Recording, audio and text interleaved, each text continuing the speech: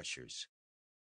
You don't know about me without you have read a book by the name of The Adventures of Tom Sawyer, but that ain't no matter. That book was made by Mr. Mark Twain, and he told the truth, mainly. There was things which he stretched, but mainly he told the truth. That is nothing. I never seen anybody but lie at one time or another without it was Aunt Polly or the widow or maybe Mary.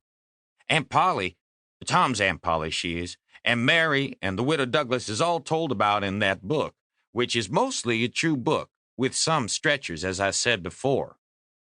Now, the way that the book winds up is this.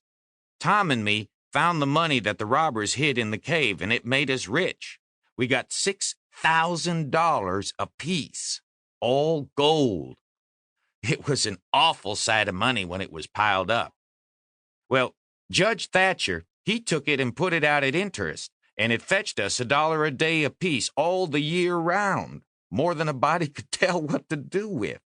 The widow Douglas, she took me for her son and allowed she would civilize me, but it was rough living in the house all the time, considering how dismal, regular, and decent the widow was in all her ways. And so, when I couldn't stand it no longer, I lit out. I got into my old rags and my sugar hogshead again and was free and satisfied. But Tom Sawyer, he hunted me up and said he was going to start a band of robbers, and I might join if I would go back to the widow and be respectable. So I went back. The widow, she cried over me and called me a poor lost lamb, and she called me a lot of other names too, but she never meant no harm by it. She put me in them new clothes again, and I couldn't do nothing but sweat and feel all cramped up. Well, then the old thing commenced again. The widow rung a bell for supper, and you had to come to time. When you got to the table, you couldn't go right to eating, but you had to wait for the widow to tuck down her head and grumble a little over the victuals, though there weren't really anything the matter with them. That is, nothing, only everything was cooked by itself.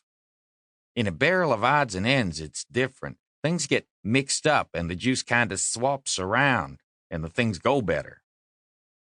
After supper, she got out her book and learned me about Moses and the bulrushers, and I was in a sweat to find out all about him, but by and by she let it out that Moses had been dead a considerable long time, so then I didn't care no more about him because I don't take no stock in dead people.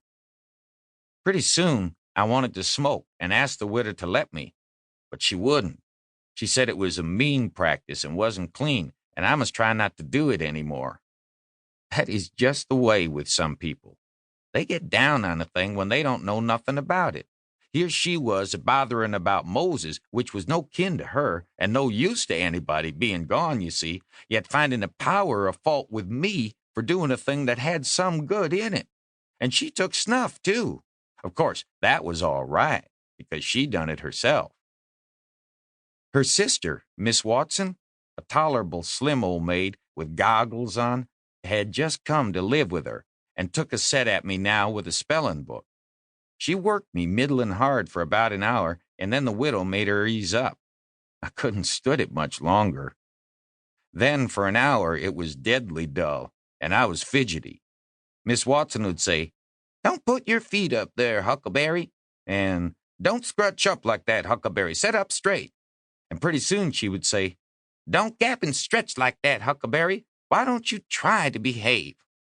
Then she told me all about the bad place, and I said I wished I was there. She got mad then, but I didn't mean no harm. All I wanted was to go somewheres. All I wanted was a change. I weren't particular. She said it was wicked to say what I said she wouldn't say it for the whole world. She was going to live so as to go to the good place. Well, I couldn't see no advantage in going where she was going, so I made up my mind I wouldn't try for it. But I never said so, because it would only make trouble and wouldn't do no good. Now she had got a start, and she went on and told me all about the good place. She said all a body would have to do there was to go around all day long with a harp and sing forever and ever. So I didn't think much of it, but I never said so.